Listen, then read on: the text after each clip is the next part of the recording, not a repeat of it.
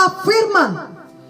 2 Timotius 4 ayat 2 berkata, beritakanlah firman, siap sedialah, baik atau tidak baik waktunya. Nyatakanlah apa yang salah, tegurlah dan nasihatilah dengan segala kesabaran dan pengajaran. Oleh karena pandemi COVID-19 ini, sungguh banyak situasi kita yang sudah berubah. Namun hal ini bukan berarti kita berhenti memberitakan firman dan berhenti menjadi saksi Tuhan. Ayat di atas mengingatkan kita untuk selalu memberitakan firman dan selalu siap sedia, baik atau tidak baik waktunya. Biarlah kita menyadari bahwa selalu saja ada seseorang yang dapat kita jangkau bagi Tuhan Yesus, bila kita mau patuh kepada pimpinan Roh Kudus kepada kita masing-masing. Matius 16 ayat 26a menuliskan, apa gunanya seorang memperoleh seluruh dunia tapi kehilangan nyawanya? Jadi bila seseorang tidak memiliki Tuhan Yesus di dalam hatinya, maka ia tentunya tidak memiliki hidup yang kekal. Kiranya hati kita selalu menyala dengan kasih Tuhan untuk memberitakan firman Tuhan, memberitakan Injil Tuhan kepada jiwa-jiwa pada segala waktu. Janganlah kita membiarkan pandemi COVID-19 mengubah prioritas hidup kita. Marilah kita tetap fokus kepada kekekalan, tetap fokus untuk mengenal Tuhan Yesus lebih dalam lagi, dan tentunya tetap fokus untuk memberitakan firman Tuhan kepada jiwa-jiwa. Tentunya ada yang berpendapat bahwa di tengah pandemi COVID-19 bukanlah waktu yang baik untuk memberitakan firman Tuhan kepada orang lain, sebab tiap-tiap orang memiliki banyak persoalan dan harus mengurus dirinya masing-masing lebih dahulu. Ada juga yang merasa lelah ataupun kewalahan menghadapi dampak pandemi yang berkepanjangan ini, dan bisa jadi timbul perasaan untuk mau menyerah atau bahkan berhenti memberitakan firman Tuhan. Bila ada perasaan seperti ini melanda pikiran kita, marilah kita mengingat Nabi Yeremia yang juga pernah berpikir untuk tidak mau lagi memberitakan firman. Namun apakah kemudian yang terjadi? Yeremia 20 ayat 9 berkata, tetapi bila aku berpikir, aku tidak mau mengingat dia dan tidak mau mengucapkan firman lagi demi namanya, maka dalam hatiku ada sesuatu yang seperti api yang menyala-nyala, terkurung dalam tulang-tulangku. Aku berlelah-lelah untuk menahannya, tetapi aku tidak sanggup. Jadi ketika Nabi Yeremia berpikir untuk tidak mau lagi memberitakan firman, ternyata kemudian ia menyadari bahwa ia tidak sanggup menahannya. Dalam hatinya ada sesuatu yang seperti api yang menyala-nyala, sehingga ia pun terus memberitakan firman Tuhan. Memanglah kebanyakan orang pada zaman itu tidak mau mendengar firman Tuhan yang disampaikan oleh Nabi Yeremia. Bahkan ia kerap kali menerima ejekan dan aniaya. Namun Nabi Yeremia tidak berhenti memberitakan firman. Nabi Yeremia tahu tujuan hidupnya. Ia mempunyai prioritas yang benar. Kiranya kita meneladani hal tersebut. Marilah kita juga tetap memberitakan firman Tuhan, apapun reaksi orang lain. Marilah kita tetap mengerjakan panggilan Tuhan, walau bagaimanapun respon orang-orang di sekeliling kita, karena prioritas kita adalah mematuhi Tuhan Yesus. Sekaranglah waktunya untuk memberitakan firman Tuhan, untuk memberitakan Injil Tuhan kepada sebanyak-banyaknya orang yang masih dapat kita jangkau. Yohanes 9 ayat 4 berkata, kita harus mengerjakan pekerjaan Dia yang mengutus aku selama masih siang.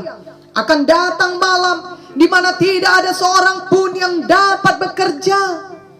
Ingatlah bahwa hati Tuhan menghendaki supaya tidak seorang pun binasa, melainkan bertobat. Biarlah hal itu juga menjadi hati kita.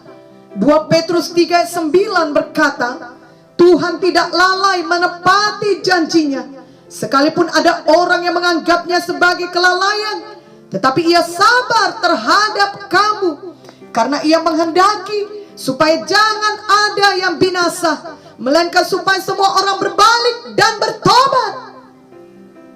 Jadi marilah kita terus memberitakan firman Tuhan, memberitakan Injil Tuhan kepada sebanyak-banyaknya orang yang dapat kita jangkau. Sama seperti yang dilakukan oleh Nabi Yeremia, ia tidak berhenti memberitakan firman Tuhan, bagaimanapun respon orang terhadapnya. Biarlah kita juga tidak pernah berhenti memberitakan firman Tuhan ataupun menabur firman Tuhan. Janganlah menjadi marah bila orang-orang tidak menerima ataupun belum menerima firman Tuhan yang kita beritakan. Dalam Lukas 9 ayat 51 sampai 56 dituliskan, ketika hampir genap waktunya Yesus diangkat ke sorga, ia mengarahkan pandangannya untuk pergi ke Yerusalem, dan ia mengirim beberapa utusan mendahului dia. Mereka itu pergi, lalu masuk ke suatu desa orang Samaria untuk mempersiapkan segala sesuatu baginya. Tetapi orang-orang Samaria itu tidak mau menerima dia, karena perjalanannya menuju Yerusalem. Ketika dua muridnya, yaitu Yakobus dan Yohanes, melihat hal itu, mereka berkata, Tuhan, apakah engkau mau supaya kami menyuruh api turun dari langit untuk membinasakan mereka? Akan tetapi ia berpaling dan menegur mereka. Lalu mereka pergi ke desa yang lain. Jadi Yakobus dan Yohanes memiliki hati yang mau menghukum orang yang bersalah, ataupun orang yang tidak mau menerima Tuhan dan firman-Nya. Sedangkan hati Tuhan Yesus adalah agar orang-orang bertobat. Tuhan Yesus menegur Yakobus dan Yohanes adalah sangat mudah untuk mengarahkan telunjuk kita kepada orang yang sudah bersalah dan menginginkan mereka dihukum untuk kesalahan yang mereka perbuat. Namun sebenarnya kita sendiri pun tidak luput dari kesalahan dan dosa setiap hari. Kita semua butuh pengampunan. Biarlah mulai hari ini hati kita menjadi seperti hati Tuhan Yesus, yang selalu mau agar orang lain bukannya dihukum, tetapi supaya bertobat sungguh-sungguh. Amin.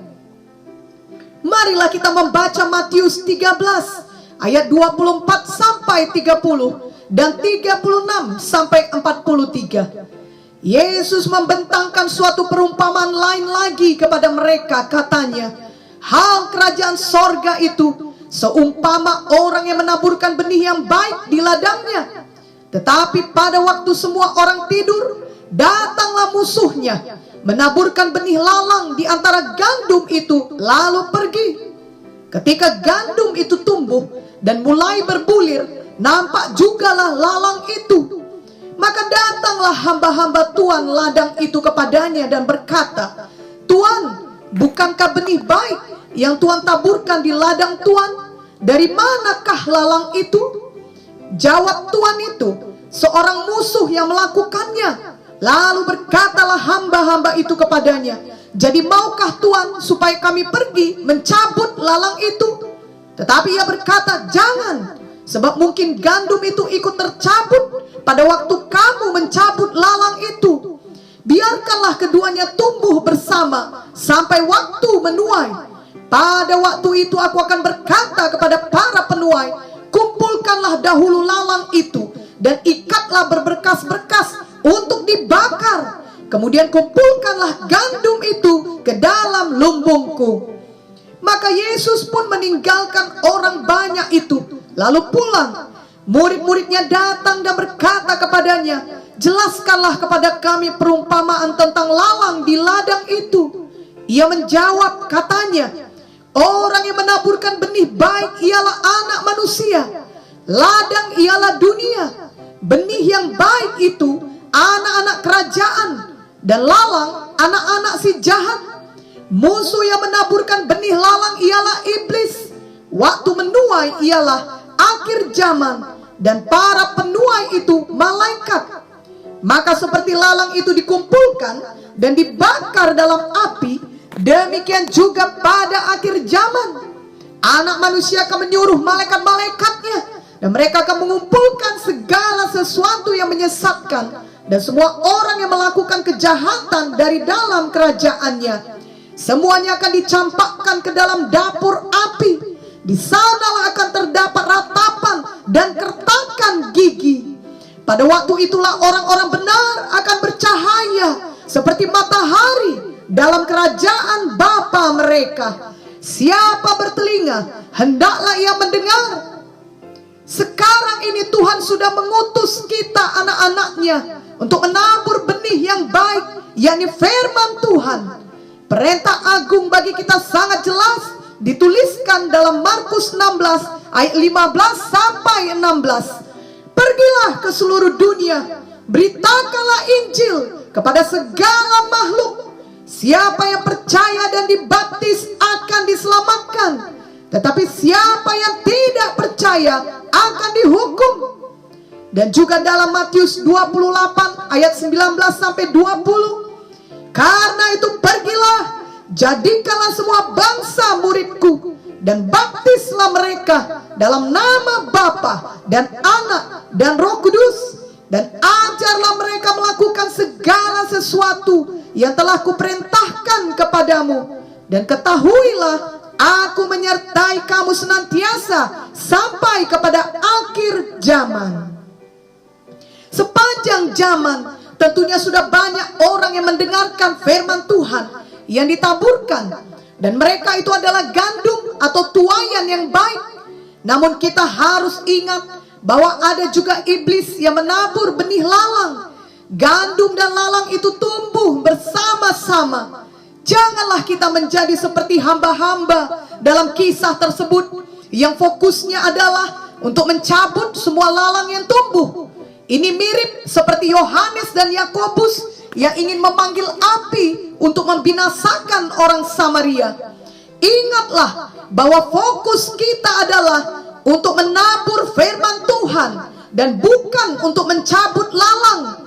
Jelas di dalam ayat-ayat di atas dituliskan bahwa kelak Tuhanlah yang akan berurusan dengan semua lalang tersebut pada akhir zaman. Jadi bagian kita saat ini adalah terus menaburkan firman Tuhan, karena bagaimanapun juga tetap akan ada jiwa-jiwa yang menerima firman Tuhan tersebut, di mana hatinya seperti tanah yang baik. Maka jiwa-jiwa itu pasti akan berbuah.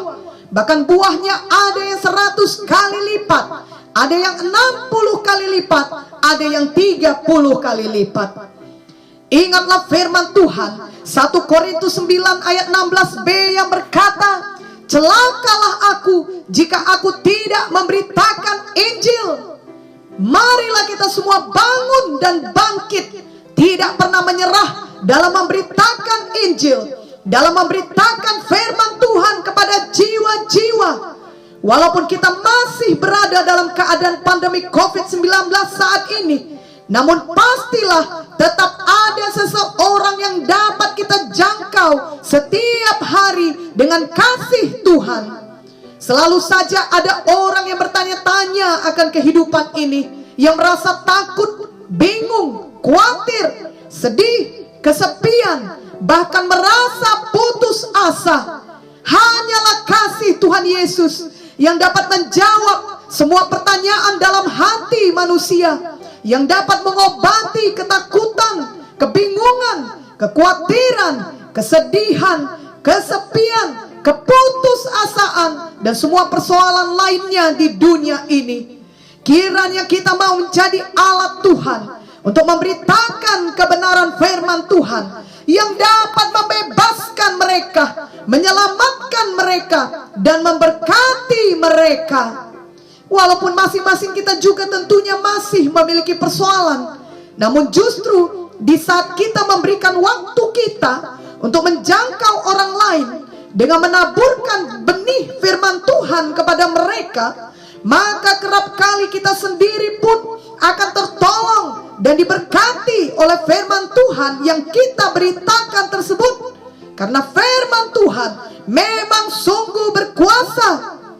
Ibrani 4 ayat 12 berkata, sebab firman Allah hidup dan kuat dan lebih tajam daripada pedang bermata dua manapun. Ia menusuk amat dalam sampai memisahkan jiwa dan roh, sendi-sendi dan sumsum. Ia sanggup membedakan pertimbangan dan pikiran hati kita. Dan Roma 1 ayat 16a berkata, sebab aku mempunyai keyakinan yang kokoh dalam Injil, karena Injil adalah kekuatan Allah yang menyelamatkan setiap orang yang percaya. Jadi janganlah kita berhenti untuk memberitakan firman Tuhan. Biarlah kita siap sedia, baik atau tidak baik waktunya. Marilah kita setia menabur benih firman Tuhan dan setia bekerja bagi Tuhan menjelang kedatangannya kembali. Amin dan amin.